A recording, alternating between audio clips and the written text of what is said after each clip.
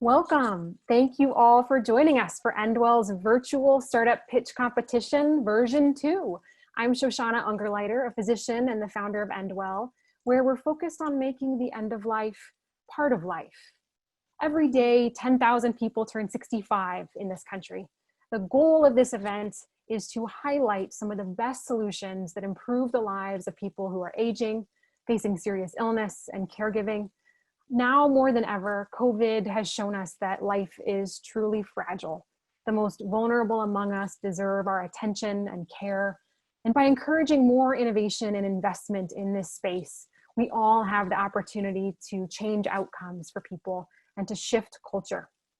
For a moment, imagine a company that helps you be your best advocate for out-of-pocket drug costs. Imagine being able to memorialize a loved one with family and friends in a virtual world. What if we could transform what was once a symbol of a lack of physical ability into a symbol of fashion? Imagine a virtual reality video game that brings you inner calmness. Think of a world where you can reduce the burden of caregiving with an app, or being in another country and checking in on your parent through the power of AI. Imagine your grandparents sharing stories of their childhood many years after they're gone to your own children. These 7 companies you'll hear from are doing these things, transforming the way that we think, behave, believe, and live. We, out of 120 startups that applied, these 7 entrepreneurs were chosen for tonight's event from a very competitive field. And as our audience, you will help us choose the winners by voting for your favorite. So stay tuned for that.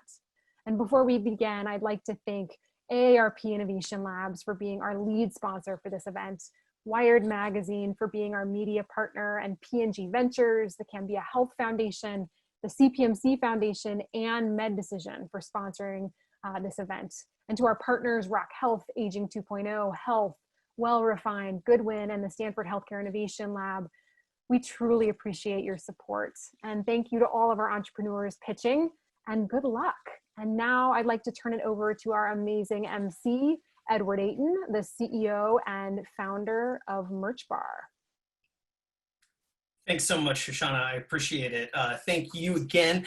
Thanks to all of our sponsors, and thanks to the startups for coming today. You know, startups are hard. Over 120 submitted applications to be part of this process. And these companies are not only people that took ideas and are working to bring them out into the world to build big businesses, but they're also working hard to have a big impact. So a shout out to everyone that applied, and shout out to everyone in the space that is that's working to make a difference in people's lives. As an entrepreneur, you know, I know the struggle, and we appreciate everyone that wasn't able to make it into the program today.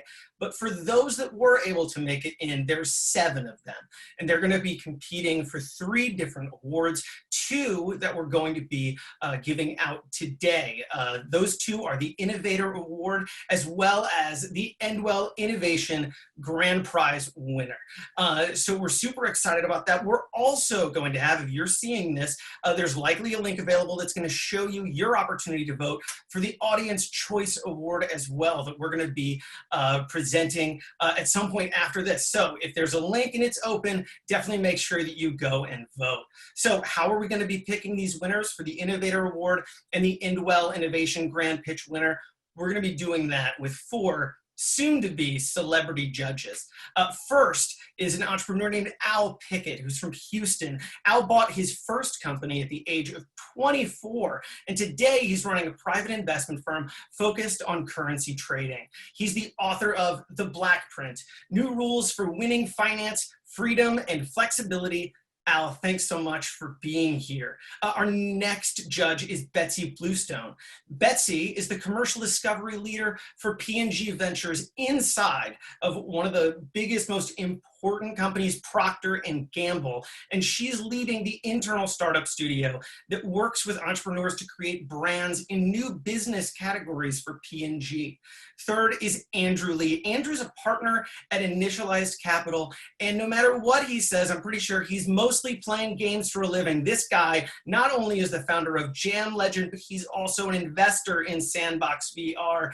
seriously, Andrew has tons of great experience, including not only working on Farmville and Facebook, but also working inside of the White House. So Andrew, thanks so much for being here.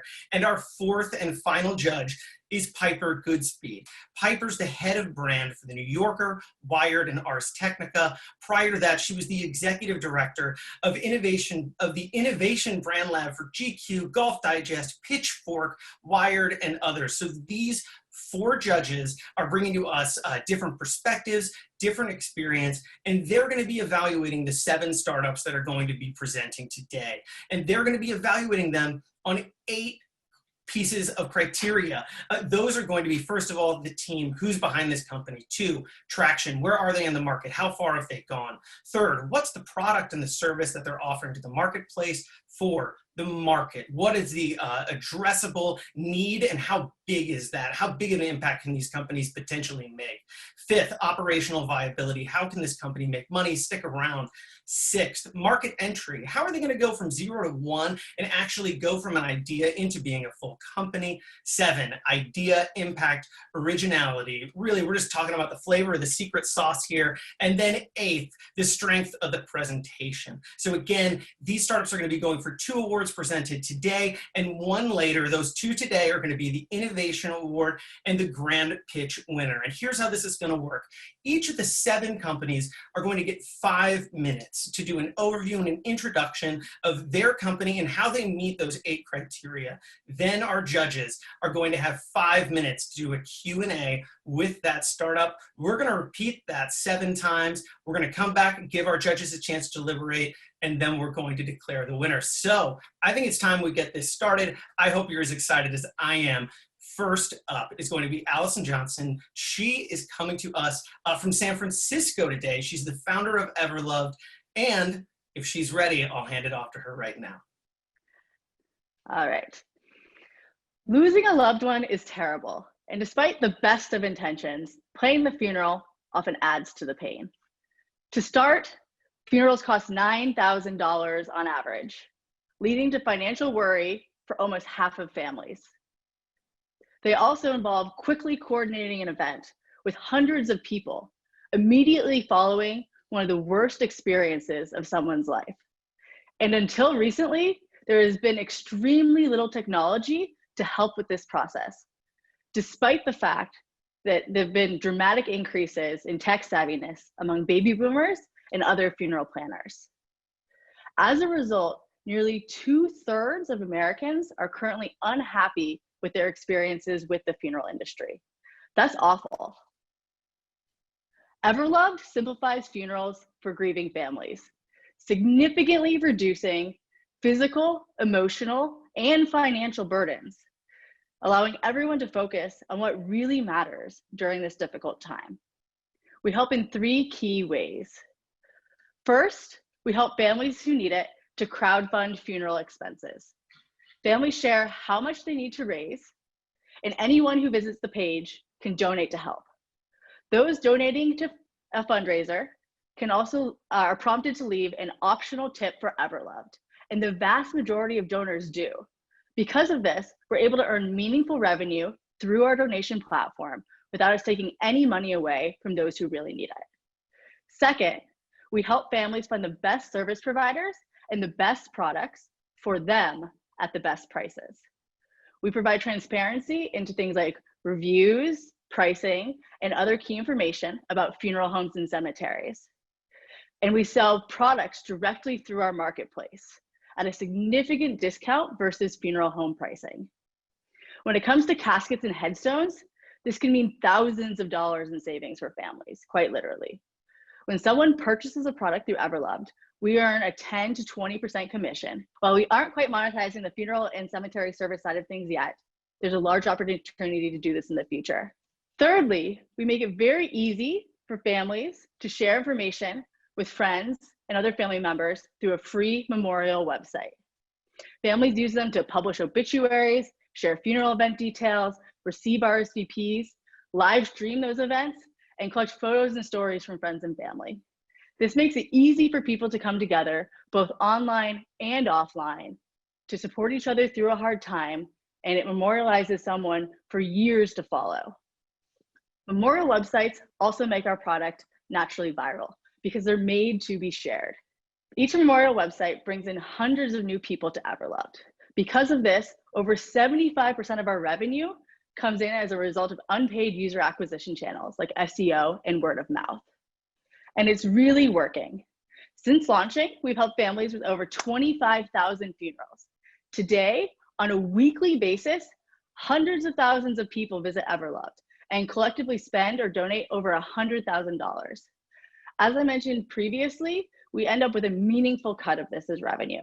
We're moving quickly and revenue is growing 30% month over month. But we're still just barely scratching the surface. Americans spend over $20 billion annually on funerals. Because we're able to earn a percentage of the money spent, both as it's being raised and then again as it's being spent, we have the opportunity to capture at least 20% of that spend, which is a $4 billion revenue opportunity. My co-founder, Eric, and I know how to build marketplaces. We worked together previously at InstEDU, the last company I co-founded and served and ran as CEO. We grew that to be the largest marketplace for online tutoring and sold it to Chegg for $30 million in under 3 years. We're very excited to be bringing the skills we built there to an industry and life experience that's in desperate need of innovation. Thank you. Awesome. Thanks so much, Allison. Now we're going to open it up for Q&A. Al and Betsy, if you're live, we're going to hand it over to you to ask Allison the questions that you have about Everloved. Sure. I guess one of my questions, I love the business model. I see the clear opportunity, and obviously that's reflected in the growth that's happening.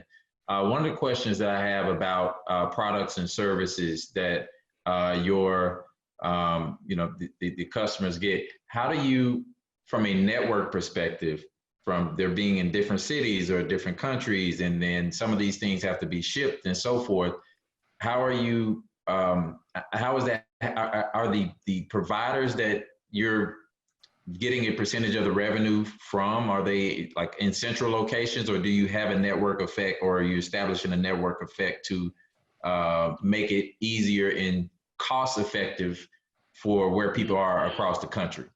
Yeah, so when it comes to funeral products right now, one, we're only serving the United States in terms of buying products through our marketplace, but all of the independent sellers and manufacturers that we work with can ship nationwide. So anyone from anywhere across the United States can order a casket or a headstone or an urn and get it shipped to them. Oftentimes it's like, especially if you can imagine the case of a casket, you might need it the next day. And the providers that we work with can do that. And even when you might add on a couple $100 for shipping, in the case of like overnight shipping, for example, it still comes in at basically 50% of the price that you might pay for a casket through a funeral home. So people are still getting enormous savings there. Awesome. And then one last question: how is the majority of your traffic? How are you getting that? Are you spending spending money on ads and so forth to get that traffic, or tell me about that. Yeah. So the vast majority of our traffic comes in through either SEO or word of mouth. So again, the beauty of the memorial websites is that it spreads our brand, it spreads our product to a person's entire community. Because when you make that website, you're then sharing it out to everyone. People then get to know us and they come back to us. We also see that as enormous benefits for SEO, because these are pages that are linked from many places around the web. So we've been very effective in growing our free organic search.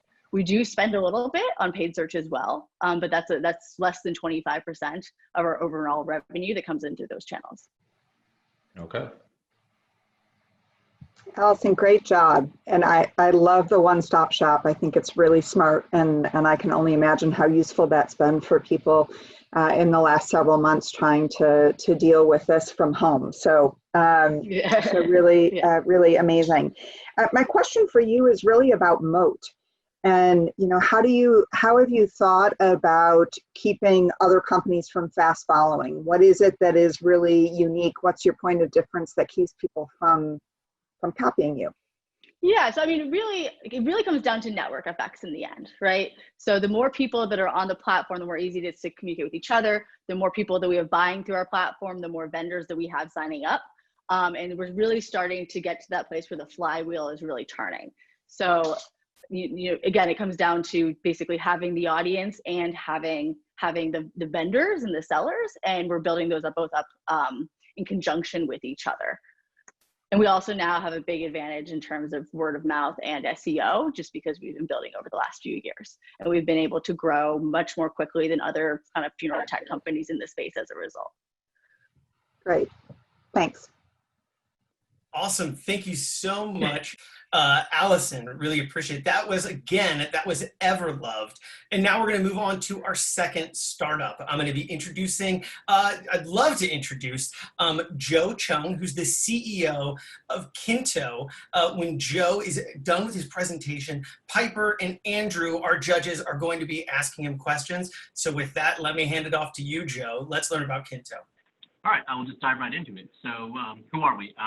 I founded Kinto with my best friend and business partner, Jeet Singh. I guess we're probably best known as the co-founders of our technology group, which we took public and was acquired by Oracle for $1 billion. So we just made the unicorn cutoff there.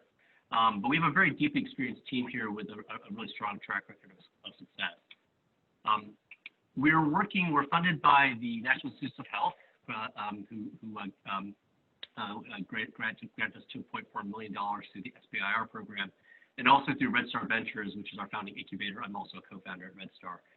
But probably our most important partner is the Alzheimer's Association, who is the co-developer with us on the service that we're launching, and our dementia care experts. So what do we do? What does Kinto do? We are a tech-enabled service coaching and supporting family caregivers of seniors with Alzheimer's disease. Why? Because dementia family caregivers are the key to $1 trillion problem. So if we look at the cost of Alzheimer's in the United States, we spent $290 billion in direct care costs, plus $235 billion in value of unpaid family care, for a total of $525 billion, which is projected to grow to $1.7 trillion over the next 30 years. And just to put in perspective, $525 billion is more than the 2019 revenues of Google, Apple, and Facebook combined. So these are just ginormous numbers. And yet, billions of those costs are avoidable. 25% of dementia hospitalizations are preventable, and nobody wants their mom to go to the ER at 4 in the morning. Nursing homes cost nearly $100,000 a year, and most families state remaining at home as their #1 goal. And only 36% of dementia patients have care-limiting advance directives, and yet the vast majority of seniors wish to die at home. So this is the most important slide in my deck.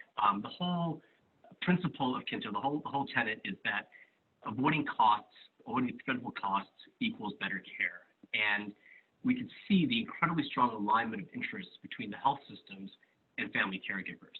So as I said before, family caregivers are the key. They have 100% decision-making authority over all the interventions, new technologies, innovations, et cetera. And they have a highly vested interest in better care and lower costs. And yet they are stressed, overworked, underpaid, desperate for support and guidance. And that's where we come in. So how does Kinto work? We start with in-depth care coaching sessions with dementia care experts via video call, and we're working with the Alzheimer's Association on that. And then we work with the caregiver to organize all their essential care data like medications, allergies, health conditions, care goals, et cetera, inside our Kinto Caregiver app.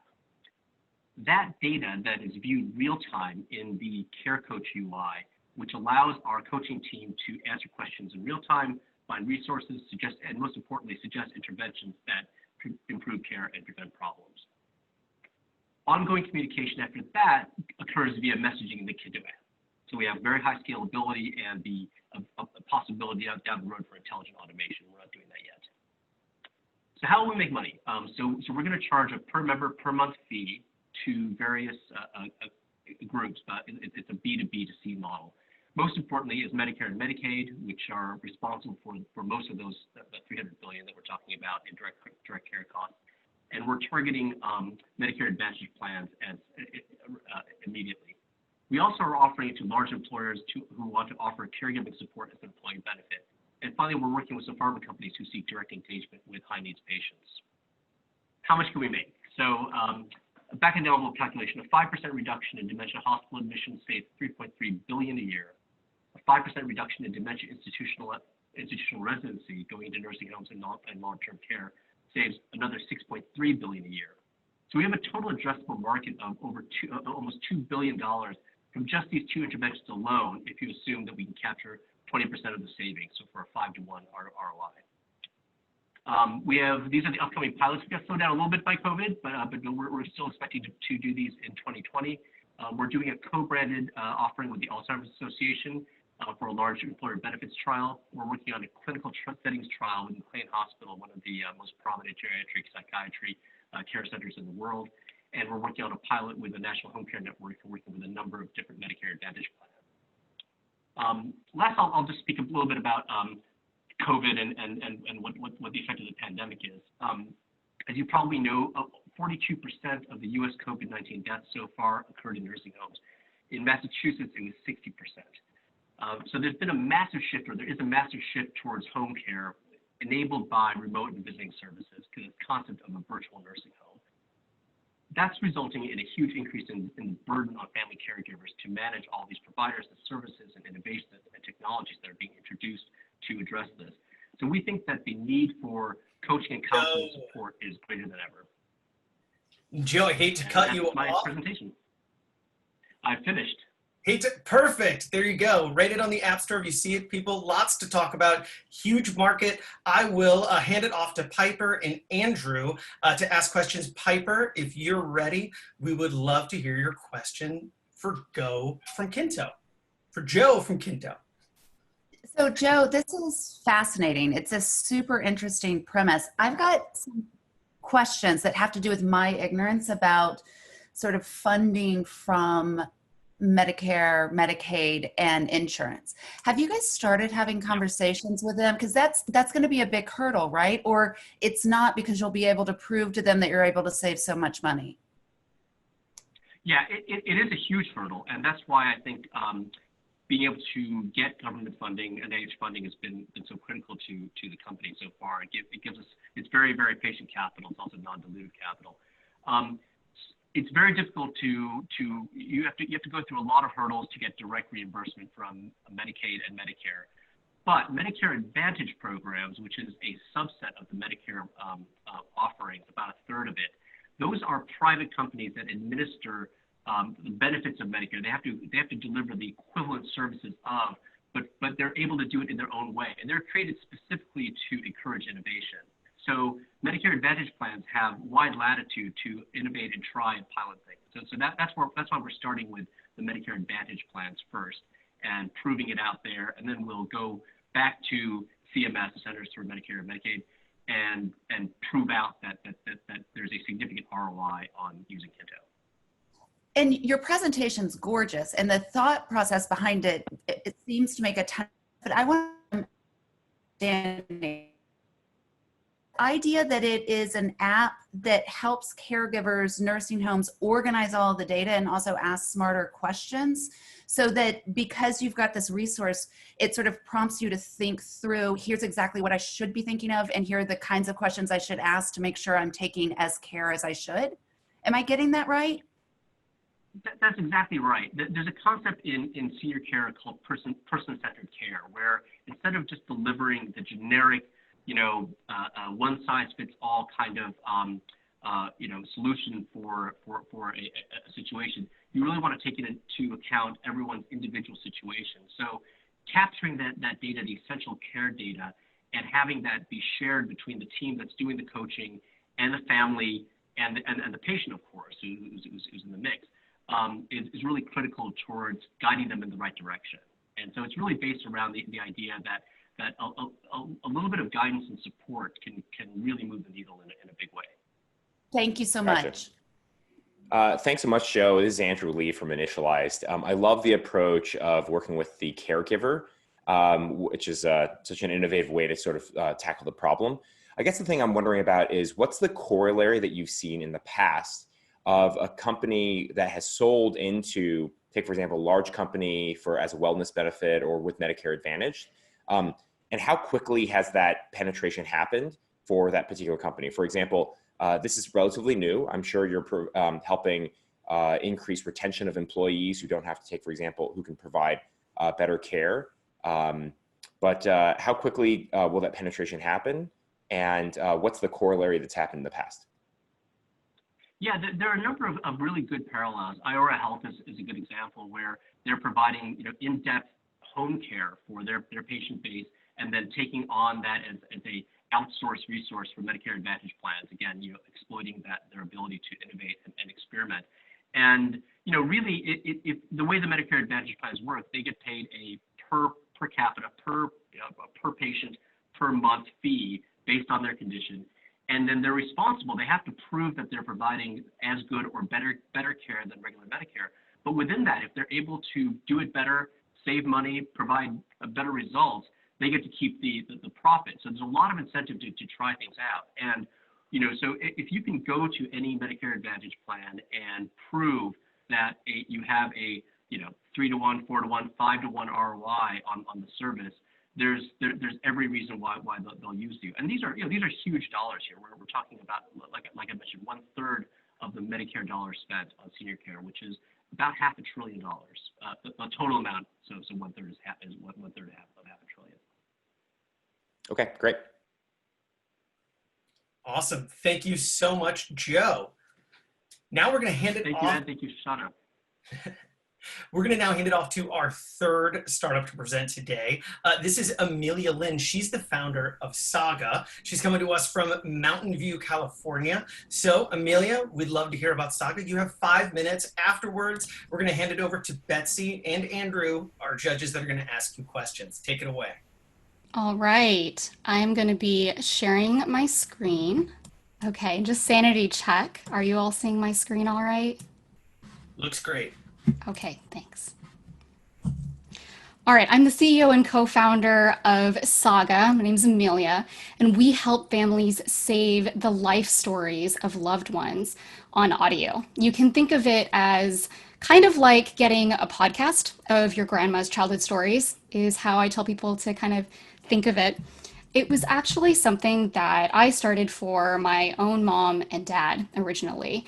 I had begged them for probably about 10 years to find some way of saving for me these incredible stories they used to tell me and my little sister about how they met, how they came to the United States from China. But every time I brought it up to them, they would say, "That's very sweet, Amelia. We're very flattered. Maybe when we retire," because that sounds like an awfully big project to write a book about our lives. So it was important to me to find a way to create something that was, 1, really easy for them to use, 2, something that would feel engaging and fun versus a giant chore to complete, and 3, something that we could use even when we're far apart, because I'm here in California and they're in Texas, and like so many other families right now, we are separated by distance.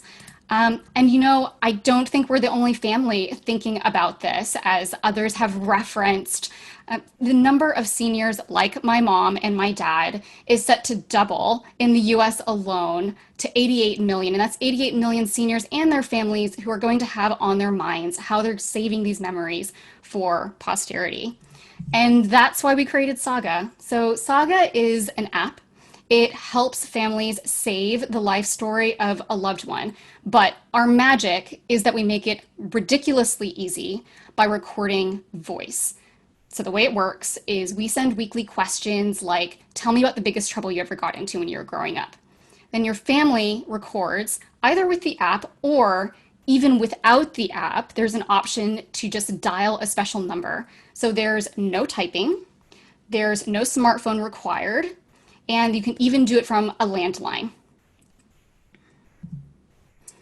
Now, we only just released Saga in the App Store for the first time a few weeks ago, but since then we have shot up in the rankings from number 94 to 3, where if you actually search for Saga, you'll see there that we're actually not that far from Candy Crush Saga in the rankings, which is crazy. And the thing that's driving that is 1, downloads, and 2, 5-star ratings. They're coming from families all across the globe, from South Africa to France to Germany to right here in California, where I'm calling from.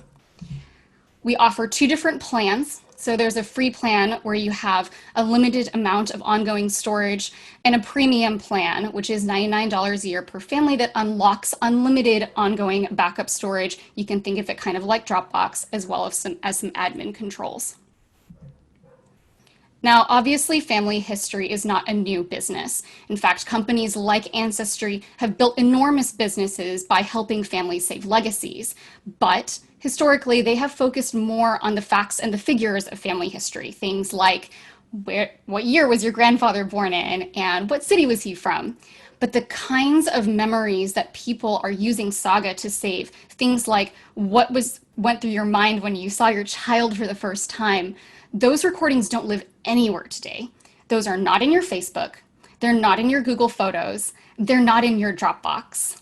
And so that's really what we're doing is we want to build the home for all of our loved ones' personal memories, but in a way that's built for the modern day and age. And in the end, I mean, honestly, it's obviously the mission that kind of drives us, and that's what we do. We help families all over the globe save the legacies of loved ones, and we make it easy. So I'm Amelia, I'm with Saga. Thank you so much for your time. Amelia, great. Thank you so much. Appreciate it. And as someone that has built a company around Q&A, let's do a little Q&A. So no pressure. Betsy and Andrew are going to be our judges asking you questions. Betsy, if you'd like to go first. Sure. Please. Amelia, I love the idea. I only wish that I had recordings of my grandmother talking about her life, and I just think that would be an amazing thing to have. So I love what you're doing. My question for you is first one's about your team. Yes. So tell us a little bit about, sort of how you balance the business, the tech, marketing, all of that stuff. Absolutely. So funnily enough, I didn't actually start out in tech. I studied physics in undergrad at Harvard, but I've always really loved building things. And so that's what drew me to the Bay Area, where basically my entire career has been in working in tech startups, in product and in marketing. So the last place I was at Udacity, where I spent my day in and day out thinking about how you build great media experiences for everyday people. My co-founder, Andrew Overton, was a senior engineer who comes from Apple Music. So again, thinking a lot about audio, consumer, and media. So the two of us really kind of teamed up and find that our skill sets are very complementary in that regard. Sounds like a great team. Hey, one other question for you. Tell me about advertising specifically. So you obviously the App Store piece is a good way for you to drive awareness. Are you doing any other advertising outside of what sort of comes to you organically? We do, but to be honest, actually, one of the things that's really key for us is when we were basically beta testing the product for almost a year before we launched the mobile app, what we saw was that every time somebody created a family account, on average, they would invite 3 more people without prompting from us. And it's because of that trigger point. When you hear that first story, it is such an emotionally powerful moment. You think, my brother's got to hear, what my mom just recorded, or even, you won't believe dad actually said this, you got to hear, it's a story about you. And so really, I think what's very compelling that we want to go into is actually having our users just tell other people about us for us. I think that's really kind of the magic for us. Terrific. Thanks.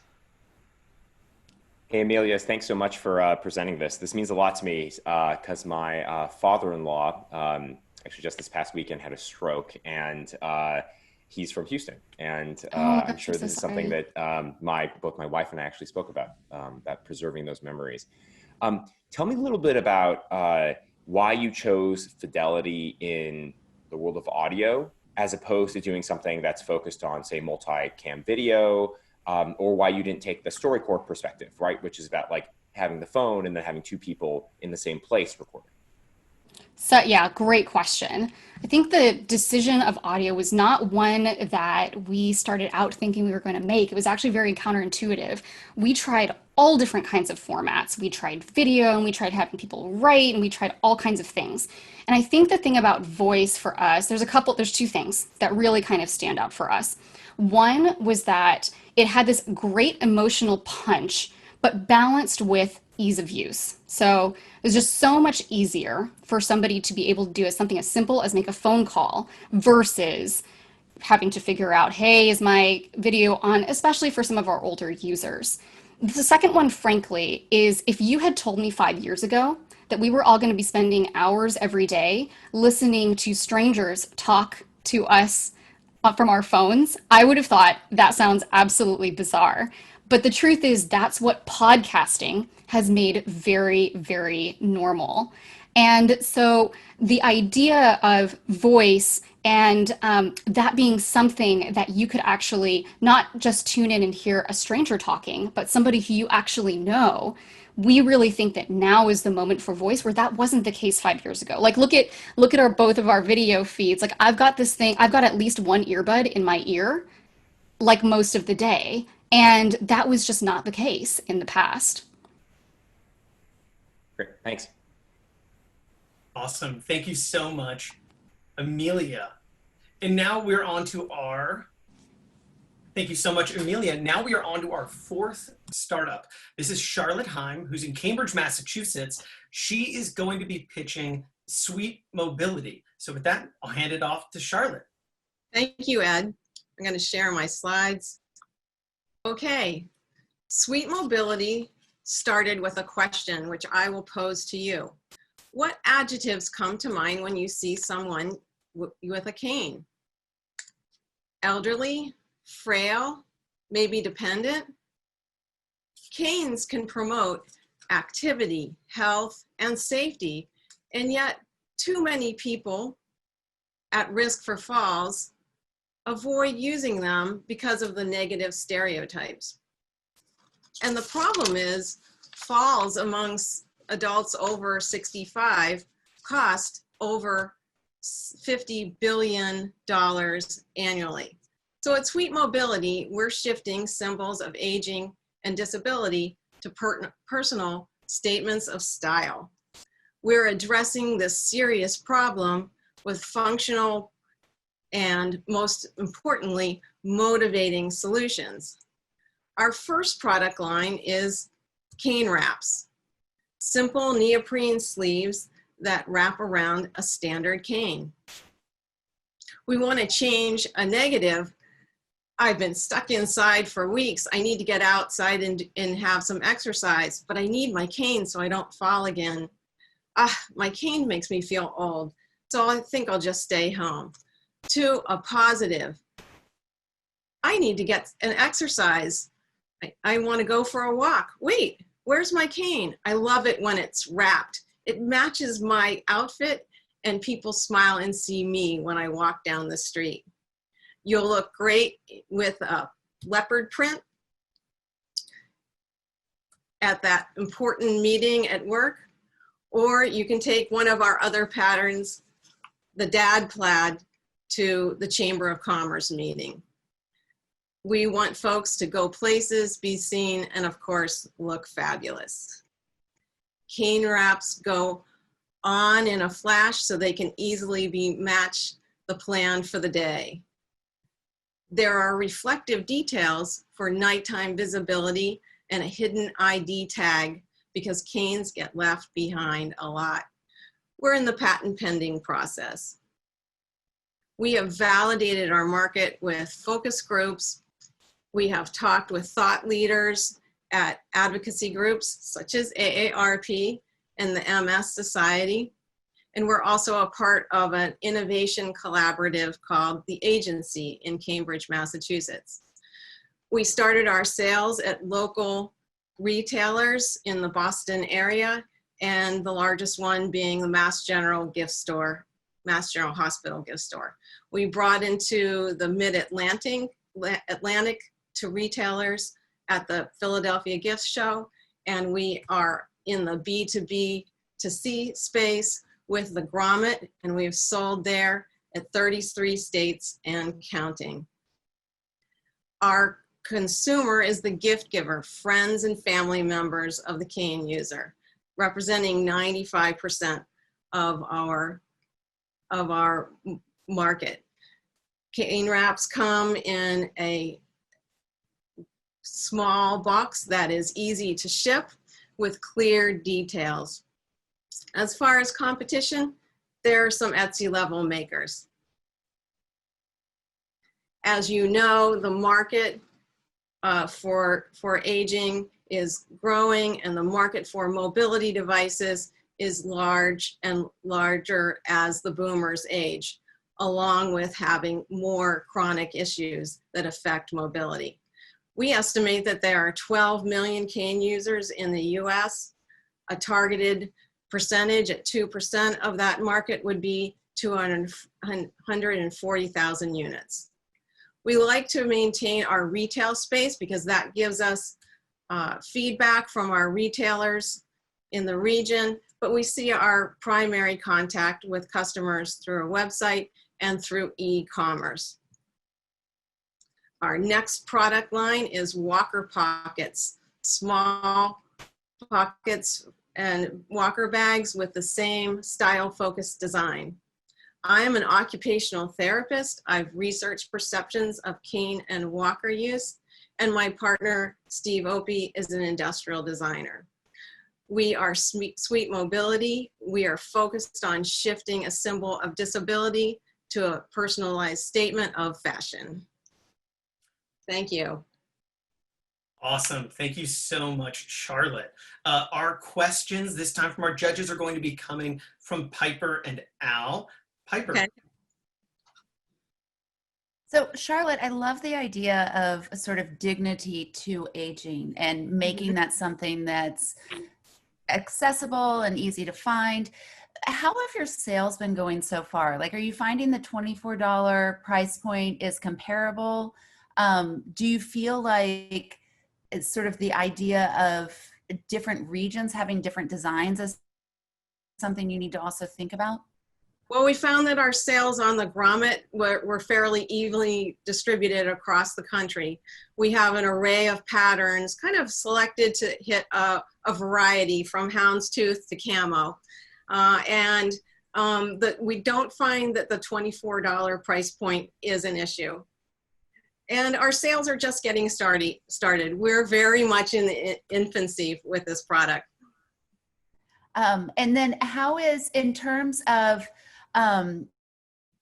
the production, is that something that you feel like you'll be able to ramp up as your distribution grows? Absolutely. I mean, we're starting with a very simple product. It's easy to make. We have local production here. And then once we get up to certain numbers, we have a direct contact and already prototypes from a factory in Taiwan. My partner is a designer, and he has 30 years of experience with producing products in the East. Thank you. Awesome. So Charlotte, yeah, I love it, and I love the aspect of adding some flair to this, just to having a cane, right? And I think you nailed it just in terms of how it's perceived and so forth. And who says that as we age we can't stay stylish, right? We still have dignity in our individual personality. Yeah. Absolutely. So I don't think I caught, did you mention how many cane sales there were annually? So the data that I have is based on cane users. Okay. So that's not an annual sales. There's a lot of census data on use, but not a lot of sales data on canes and walkers. Then one of my questions was, I love the nighttime reflection. That's, I mean, that's great. And then have you all thought about, the first thing that pops in my head is how valuable some kind of tracking would be to that, because I'm sure that's not, something that's included in on most canes, but something very small.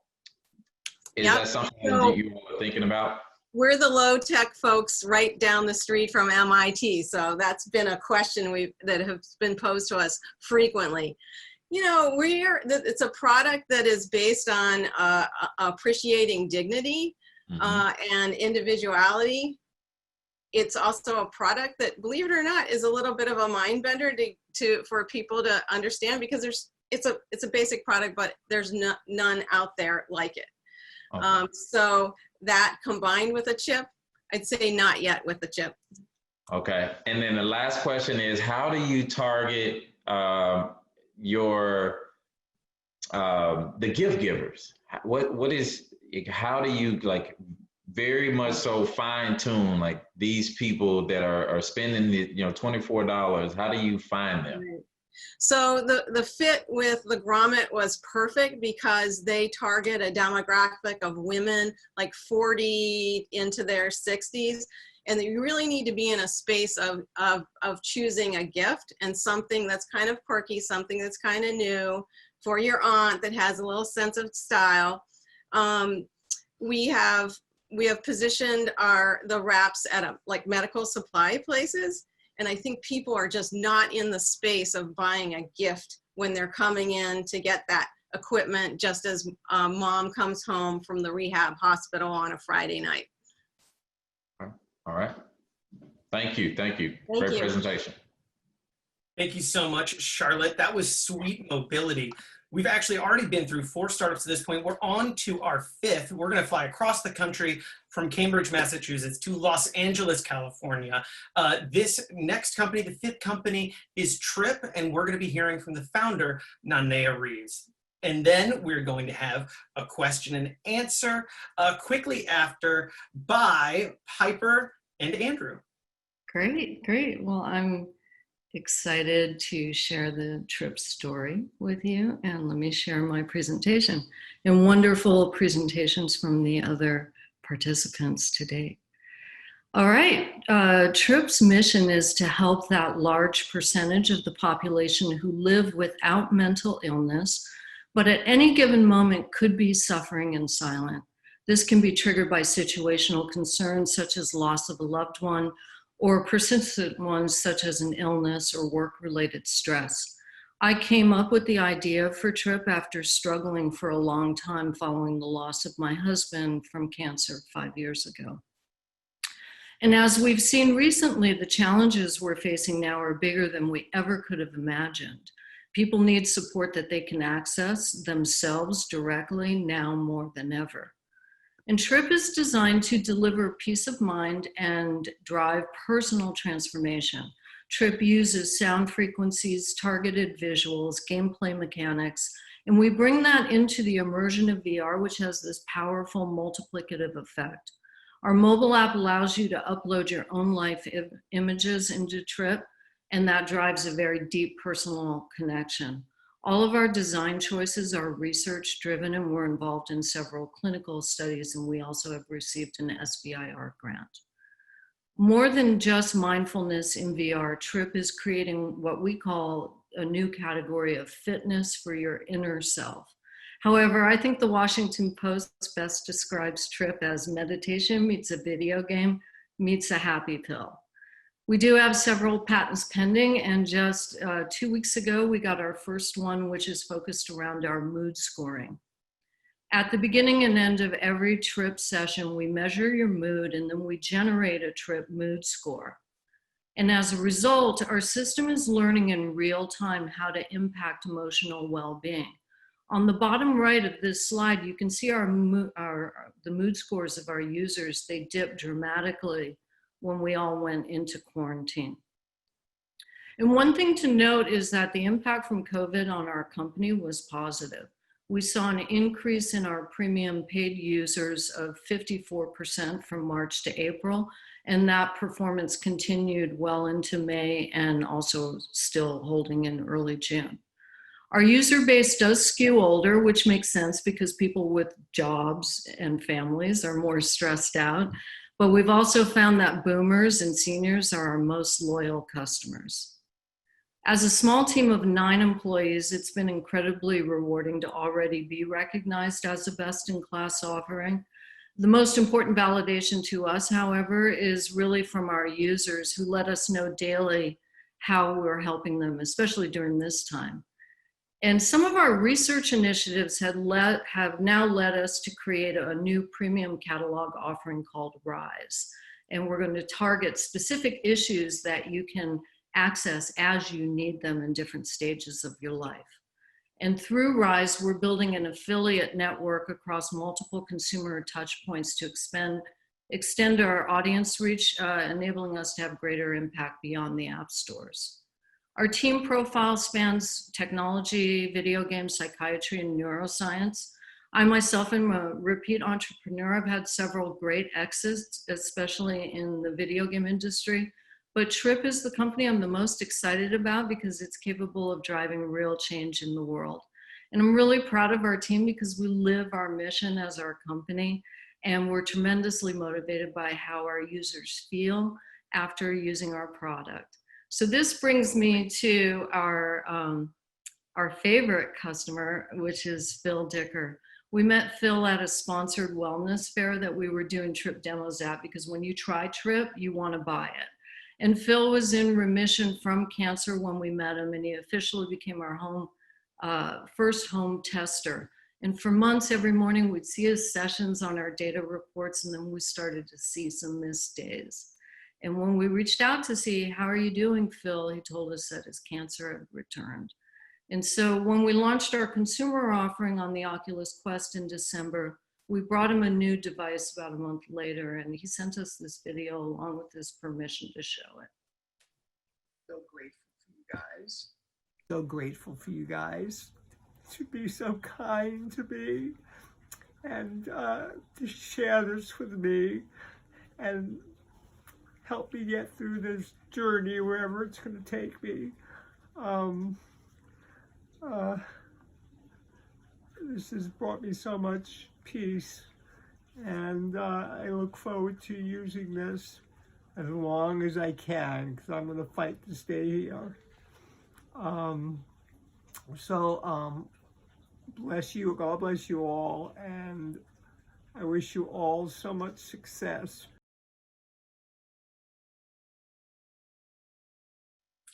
Thanks so much, Nanea. You're welcome. Appreciate that. I will hand it off to our judges, Piper and Andrew. Piper, if you'd like to go first. Yeah, so that was an amazing presentation. You clearly have a wonderful product with a great name that's definitely very valuable for people at this moment in time. So my question actually has to do with the target audience specifically within this competition. So like, my mom is kind of afraid of the VCR, and she still has one, and she also doesn't use her microwave. Like, how do you help people overcome that barrier of a sort of an aversion to technology overall and a concern about using any devices? Because I think that that's kind of a common issue, like at like the older generation. Do you agree? Like, have you guys thought about that? Yeah, we have, and we've done several test deployments into palliative care, and that's now scaling out more broadly. It is a transition for them initially, especially now that the devices are very clunky, but we're on the verge of having a new wave of devices that are going to be very lightweight and designed to correct vision in an adaptive lens manner. And they will be connected. And I think that will drive a big change in sort of the VR landscape profile.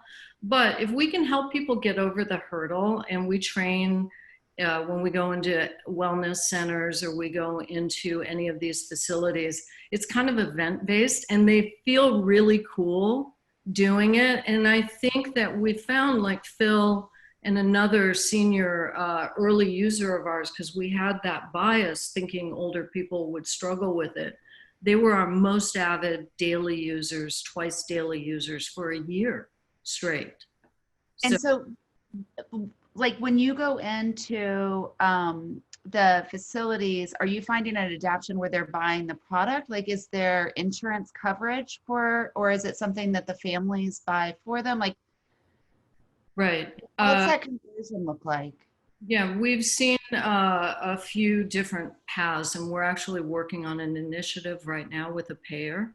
And so payer participation doesn't exist just yet. We're on the verge of submitting for our first, as part of this NIH grant that we received a fast track award. We're doing our first preliminary FDA submission. But I think we can get a lot done as an exempt class 1 device software combo, just as a wellness event. So one of the things that we find is that if we go as an event into these wellness fairs, we operationalize that where people can try it before they buy it. They can buy a bundle. We'll just do the hardware as a pass-through. That's at a low cost. And now these devices are under $150, and they're very viable. So it's getting less and less expensive, and I think that will continue as we've seen on other devices. Thank you so much. Turning it over to Andrew. Thank you. Thanks, Piper. I just absolutely love you. You're a subject matter expert that's developed so much expertise, and your team has a very, very deep bench. It's great to see that you guys are using your gaming expertise for the world of good, right? So my question is related to differentiation. So I know that Calm had done a couple of things on the Oculus. There's a couple other folks who are trying to do meditation apps, for example. Yeah. How do you think about who's the company that sort of will take this market? And is that the wrong way to think about it? Is it more like a series of game studios, and actually it's very similar to how games think? And in fact, like there are many common games that are out there, and that's the way we should think about it. Sure. We took a very different approach. We found that actually when you put someone in a simulated environment that they already had a frame of reference for, it created a stress response because there was sensory dissonance. I know what a beach or a forest should feel like. And when I don't feel that, my brain goes on high alert. So we took more of a digital psychedelic approach to trigger awe and wonder. And then we also knew that measurement was important, and we designed this whole engine to be procedural, so it would start to adapt in real time personally. No one's built anything like that. Sure. Okay, thanks. Yeah, you're welcome. Thank you. Great. Thank you so much, Nanea. Awesome. And now we're going to fly back across the country to Queens, New York, where Joseph Schneider, who's the founder of Trusty.care, is going to talk to Andrew and Al, who are going to be asking him questions afterwards. With that, let me hand it on over to Joseph. Great. All right. My name is Joseph Schneider. I'm the CEO and co-founder of Trusty.care. I'm a serial entrepreneur. I've had a couple of exits in the past in the educational technology space. And about 12 years ago, I transitioned into working in the digital health space. And my primary focus in the last 12 years has been around older adults. And over the course of those years of working in that space, a lot of things were really surprising to me as I got to understand the dynamics of this space. But the biggest thing that was the most astounding to me was the level of risk that older adults face related to their out-of-pocket healthcare costs.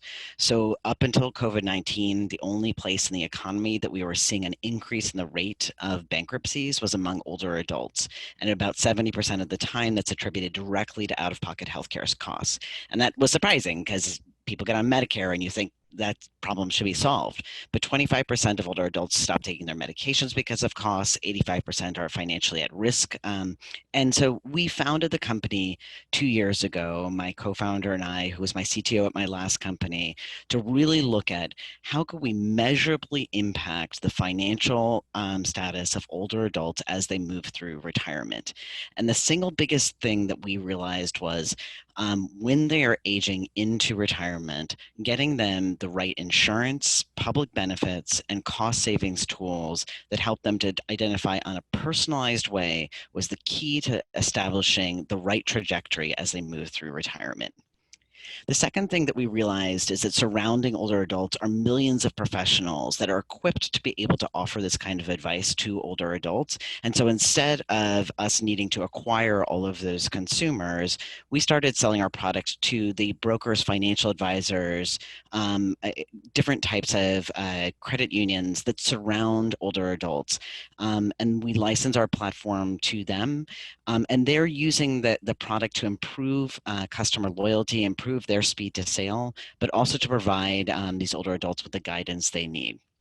So what the product does is it empowers a professional, a broker, an advisor to provide hyper-personalized information to the older adult population. We assess their risk of incurring out-of-pocket healthcare costs, and then we recommend the right suite of insurance products that provide them with the right coverage based on who they are as an individual, what medications they take, what pharmacy they go to. And then we analyze for the thousands of other public benefits that are out there that most of the time just get left on the table. We have a partnership directly with the Center for Medicare and Medicaid Services, which allows us to import all of their claims data into our system that powers our AI machine learning model. We then port that information over to the professional who then recommends the right insurance products and public benefits that that person is eligible for. And our business model is really simple. We sell a SaaS model to the professional market, both to the brokers themselves and to their uplines. We'll be at about $1 million run rate this year. We're working with about 200 million data points, 42 enterprise clients. We'll reach around 1 million beneficiaries by the end of 2020, and that is the thing that we're the most proud of. And we filed a couple patents on our back end.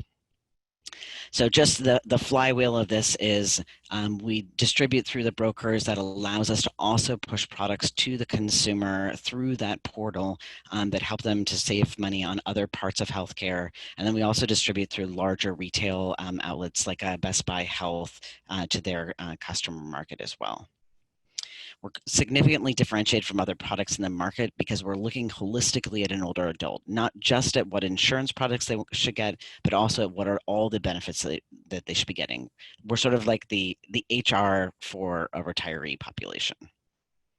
The team is the thing I'm the most proud of. About half the team came with me from previous companies that I exited. And the rest have come from the insurance sector, CTO from Google and Salesforce. I'm also really proud of what a diverse team we have. Most of them weren't born in the US and really see how they could help improve this system. On top of that, we have a working board of advisors that come from across the insurance sector who have been working with us between 5 to 20 hours a month to build out our products to make sure they really work for the insurance sector and that our business model is really solid and that it's serving the beneficiary. And so the last thing I would just leave you with is we are an InsurTech digital health company that is empowering the broker market. But what gets us up in the morning is the mission that we have that no retiree should go through bankruptcy because of out-of-pocket healthcare costs. So thank you and happy to field any questions. Awesome. Thank you so much, Joseph. I will hand it off to Andrew and Al. Andrew, if you'd like to go first, what questions do you have for Joseph and Trusty.care? Yeah, Joseph, I guess the thing I'm wondering about is for a lot of these brokers, they might potentially just get paid off of the referral itself. Why did you aim for the SaaS, and does that potentially limit a part of the go-to-market strategy there? Do you mean their commission revenue that they're getting paid? That's right. That's right. I mean, the other companies have done that in the past. For example, you probably might be familiar with, there's a ton of different companies. Zenefits was one back in the day. Yeah. So there have been a couple of companies that have tried this in the Medicare space. Enroll Hero, Renew went under. So if you're trying to do a B2C model for insurance for the healthcare, for the Medicare space, you're competing against eHealth and AARP.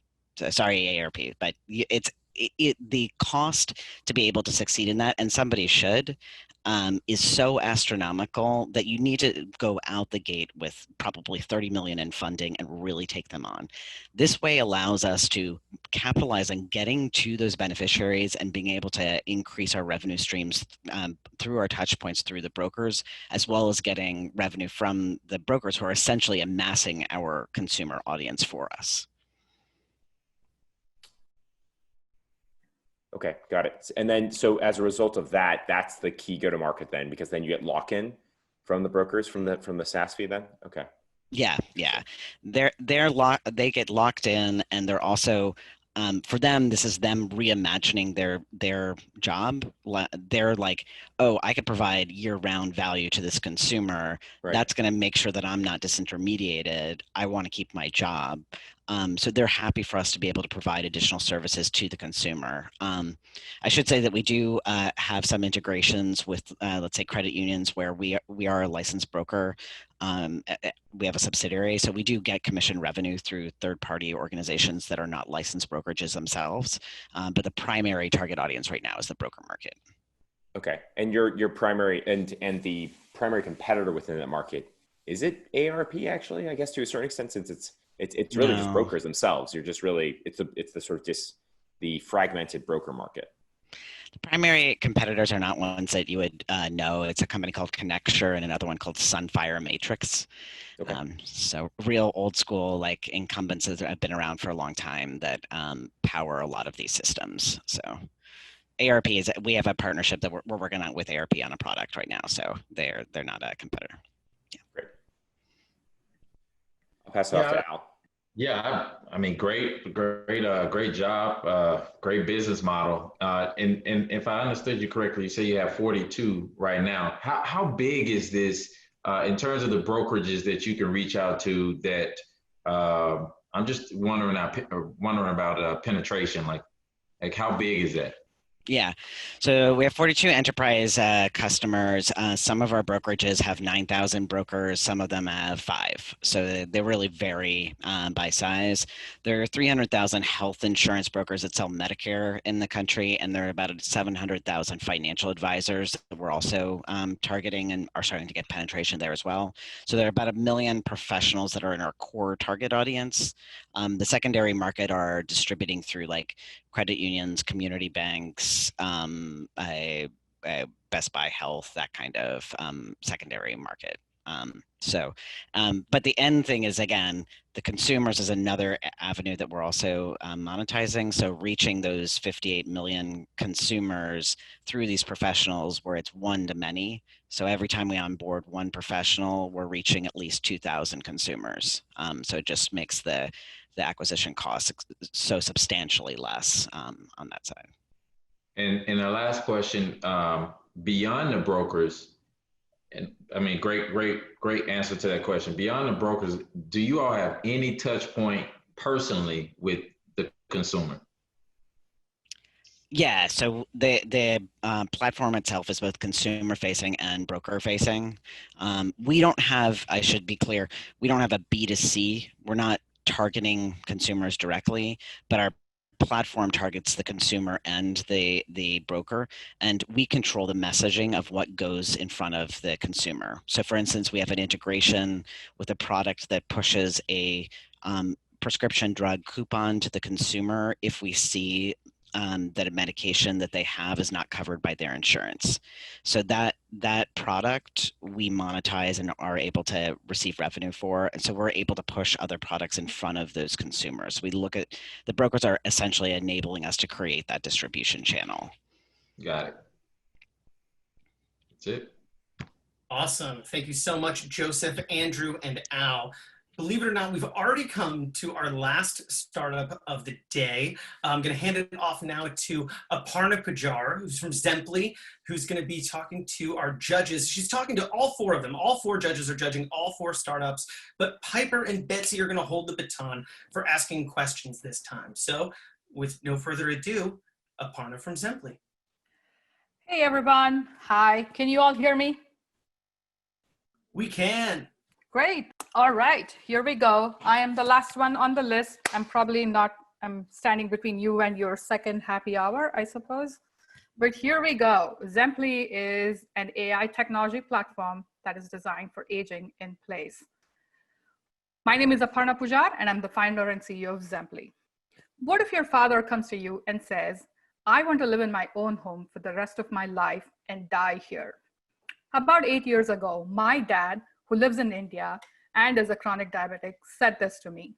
At that point, I had 3 choices: deny him his wish, accept it and leave him alone, or pay for a full-time caregiver, which was going to be expensive. I love my dad. I would do anything for him, and I agreed. And thus began my life as a remote caregiver. It was marked with sleepless nights and constant worrying all the time when I was working here with a daytime job and managing my family. I'm not alone. There are more than 70 million caregivers in the United States who take care of their aging parents, which is approximately 45 million.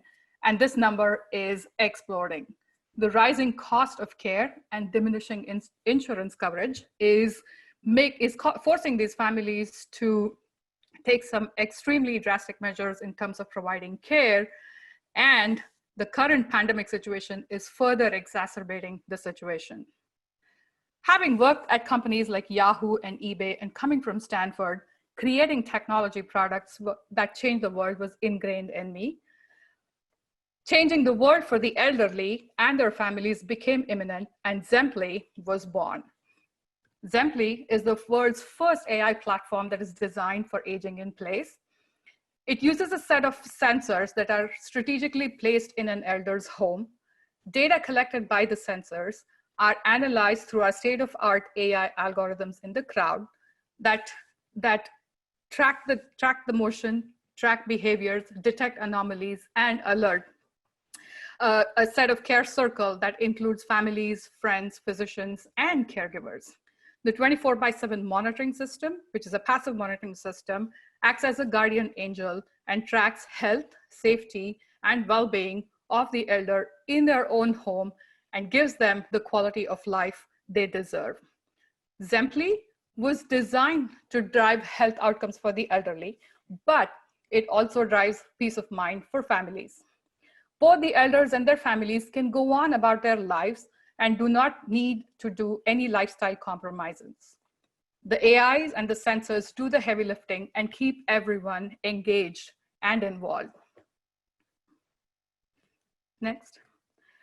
Our vision is to become the world's largest nursing home. We currently focus on tracking health, safety, and well-being, but with strategic become one of the world's largest nursing home, providing transportation, nutrition, and care, including lifestyle services such as scheduling a haircut appointment, for example. Next. And we've been on a roll. Since COVID or no COVID, we have been able to complete 100+ installations since our launch in December of 2019.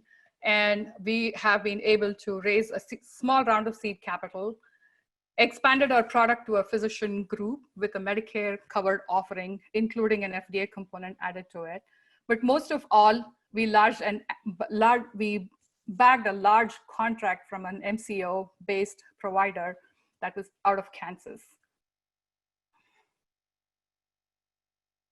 And we're well on our way to reach $1 million in annual recurring revenue by mid of 2021.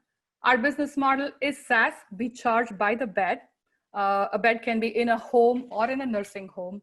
We sell direct to nursing homes, physician groups, and insurance companies. And on the B2 side, which is a small component of our business, we charge the families directly and pay an incentive as referral fees to the agencies. We see Zemplee is strategically positioned to address the incoming baby boomer market and beyond. Zemplee is ambidextrous in that it can work both in a nursing home and a home, which we believe is a distinct competitive advantage we have. We currently, our beachhead market is nursing homes, but we expect to go direct into homes as more and more aging people are opting to stay in their own homes. From a competitive landscape, we feel like the market is extremely fragmented with no clear leader. On one hand, we have family caregivers that are opting to do this on their own out of necessity or choice. And on the other hand, there are hundreds of millions of point solutions that kind of create the care ecosystem extremely complicated. So Zemplee's aim is to bring order to chaos and emerge as a market leader. We do have 7 patentable areas on which we are working right now, and we hope that that will give us enough of a moat to leapfrog to the next level. Aparna, thank you so much. Sorry, we have hit time. We've made it through 7 startups, but now we still have 5 minutes for Q&A. So hopefully we'll get a chance to cover those last things that we weren't able to see in the slides. But we're going to have Piper and Betsy. Betsy, if you have a question for Aparna, please. It's a really interesting business model, and I like the way that it's got application in many different environments, which I think is really creative. And then your sort of your roadmap of other places that you will be able to go to serve both the caregiver and the senior. So I think it's really well crafted. My question for you is really on the consumer side. I'm putting my Procter & Gamble hat on, and you know, it all starts with the consumer, and I'm curious what the feedback is, particularly in home, about having sensors around the house and having that feedback given to other people. I'm imagining that my parents, who certainly could use the extra help, might think that was intrusive, and I get it's not video, so I'm curious, kind of, what's the consumer feedback? So far, the feedback that we have received from the 100+ installs that we have done is extremely positive. The fact that we are a motion sensor and we're not a video sensor has been the best thing that people have liked about us. And we ourselves did a lot of focus group studies using different types of sensors, including voice and video-based sensors.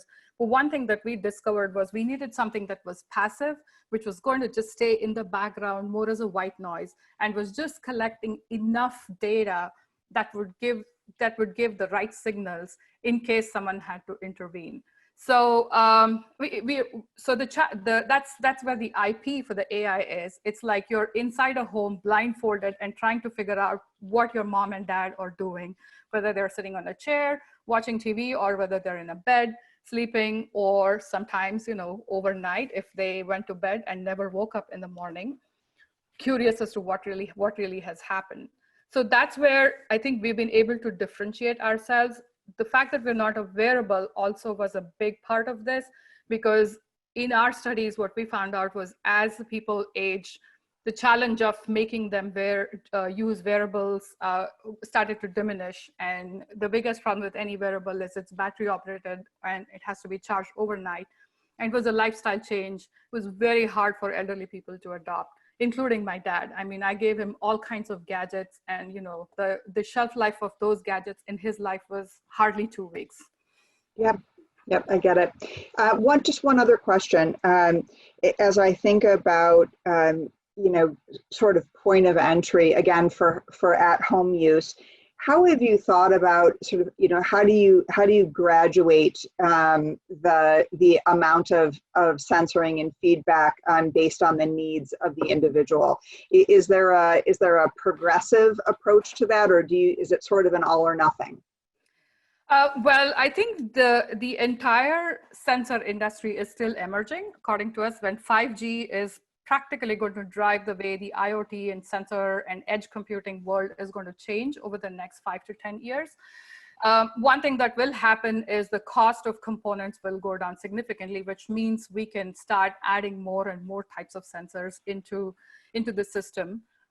Voice is a big part of what we want to do, as long as it does not violate privacy laws. And video has always been an option. I mean, we offer a video camera out of the package, but no one ever wants it. So there is an add-on. We can always enable it if someone wants it. And most often, if we see a high-risk patient who is prone to falls, we do recommend video. But our solution, even with the video, without the video, is extremely powerful, and it can actually give solid signals on a no activity, which can translate into a fall. Very good, thank you.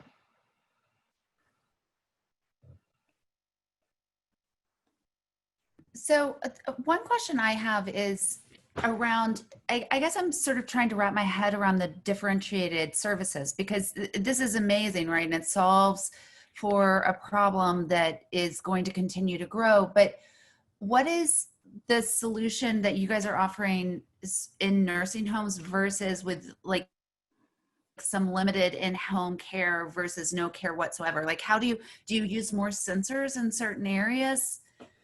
And I apologize if I missed it, but I'm just trying to sort of understand sort of the levels of offering. Yeah, so when it comes to a nursing home, mostly it is within a living unit of a nursing home. So the type of sensors that go are mostly contact sensors that are sort of in the bed that can track a bed exit, which is one area where there's a fall, and a bed exit connected to a no motion can trigger a fall scenario. So that's how we correlate the events through our AI engine, and then do predictive analytics on the possibility of what the real situation within a room is. So, and on the nursing home side, because of the fact that we have the system in place, one thing that our customers have found out is that, they can actually start optimizing some of the caregiver scheduling for 2 reasons. We compensate for caregiver shortages because there is a 24/7 monitoring system now in place. So as you know, there's a severe caregiver shortage in the industry. So what is happening is they're sort of looking at this differently and saying, look, I get it. There are not many caregivers in my facility. So why don't I bring this in to compensate for that? The second thing is, And I because I hate to jump in here, but we are a few seconds over time. Really appreciate that, and it is such a you know, everything that people are building. We're building our whole lives and our full selves into these things. There's so much to talk about, but everyone's been so great at staying on time. It'd be unfair for me to not enforce the time limit here, so I apologize, Aparna and Piper, to cut off that conversation. Hope you have a chance to discuss directly offline potentially. Now we have reached the part of our program. We've had all 7 startups present, and now it's time for a message from Jacqueline Baker from the AARP. She's the Vice President of Startup Programming, a sponsor of this event, and works in the AARP Innovation Labs. So while we circle back, let me hand it off to Jacqueline. Thank you very much, and good evening to everyone. It has been an absolute pleasure hearing all the pitches happen this evening. And I want to really formally and publicly thank InWell for all of the work that you've done in anticipation of talking about the important subject and the important issues that we're all trying to tackle and deal with. Also, just in full transparency, we've been having many conversations over the past several months about the execution of this event. And what's been very wonderful is that we continuously over at AARP Innovation Labs and AARP overall, we talk about the importance of being nimble and being flexible and quick on your feet and adjusting and pivoting when you need to. And I think that every single person that's involved in this pitch competition, and all of you who are listening from your various homes across the world, hopefully you've dug deep and you have really embraced maybe what you practice and what you preach about being nimble and flexible and creative, and now being in a virtual environment when of course we all expect it to be somewhere face-to-face executing this pitch event. So I thank InWell for all their flexibility, and I also thank each and every startup for your flexibility and continuing to drive forward to impact the epidemic issues that we're all looking to tackle. Over at AARP Innovation Labs, we're empowering people. We're in the business of empowering people to choose to live how they want as they age using disruptive innovation. We're also equally in the business of caregiving and making sure that we're solving these epidemic issues, these systemic issues that have been going on for many years and many decades. We're looking to tackle those same issues, which is why I've been incredibly excited to sit here and listen to the commitment from each and every startup on your pitches. I wish you the absolute best as voting begins. And if you'd like to stay connected with us at AARP Innovation Labs, both for the startups and also for the community that's listening, we're very, very vocal on our Instagram and Twitter account, which is at AARP iLabs. And also additionally, we host a number of pitch competitions across the country. We've switched every single pitch event that we're doing for the year to a virtual interface, and every single pitch event that we're involved in is always announced over on our website, which is aarpinnovationlabs.org. For the winner of tonight's pitch event, you are invited to be a part of our 2020 Grand Pitch Finale, which happens in the fall. It's usually a massive production, but we'll make it as massive as possible virtually. So thank you again to each and every startup for your work, your commitment, your passion for this space. Thank you to the judges, and most importantly, thank you to InWell for the work that you're doing. Awesome, thank you so much, Jacqueline. And as you mentioned, you know, one of the things about startups is about being flexible and rolling with the punches. And that is what we're actually going to do tonight. We are going to, since we weren't able to actually do this live, we are going to hold on announcing our winners to give you out there, the public, the opportunity to vote. And we'll be announcing all 3 of the winners from this event shortly. So what that means is that this is the time for you in the audience to go and vote for your favorite, but don't just vote for them. If this is a consumer product, go and try it. Go and buy one of these cane covers. Go and give Saga a rating on the App Store. If you love what you're seeing, write them a review. As someone that's built a company, these things are so essential. So please go ahead, give them a try. Give them a shout out if you love what they're doing. And also make sure that you go and vote. It should be shown on screen right now. It's a bit.ly link, which is AARP voting with capital AARP. P and V for voting. That link is also going to be available at endwellproject.org. So please make your voice heard. We're going to have an award just for the audience favorite. So get out there and tune back in. We will be coming back to you with our winners here shortly. And with that, we've reached the end of our presentations today, which means it's time to hear some closing thoughts from the founder of Endwell, Dr. Shoshana Ungerleider. Thank you so much, Ed. Oh my goodness, you guys, this was an incredible pitch competition. I'm totally blown away by you all. As the founder of Endwell, I'm committed to getting this video out there. So we will be pushing this out on our website to all the folks that registered across all of our social media channels, not only for people to be able to vote, but just I want people to know about the amazing work you all are doing. I want to thank you, our entrepreneurs, for the hard work that each of you put into your pitches tonight. And I want to thank Ed for leading us through this evening. And our incredible judges, Piper Goodspeed, Betsy Bluestone, Al Pickett, and Andrew Lee. Thank you so much. Great questions. And I want to thank our sponsors once again. Without you, none of this would have been possible. AARP Innovation Labs, Wired Magazine, P&G Ventures, the Cambia Health Foundation, CPMC Foundation, and MedDecision. Please join the conversation on social media going forward on Facebook, Twitter, Instagram, and LinkedIn. We're at Endwell Project. And be sure to subscribe for updates on all of our programs at our website, endwellproject.org. And thank you all for tuning in, and be sure to vote. So go vote for your favorite company. Voting is only going to be up for a short amount of time.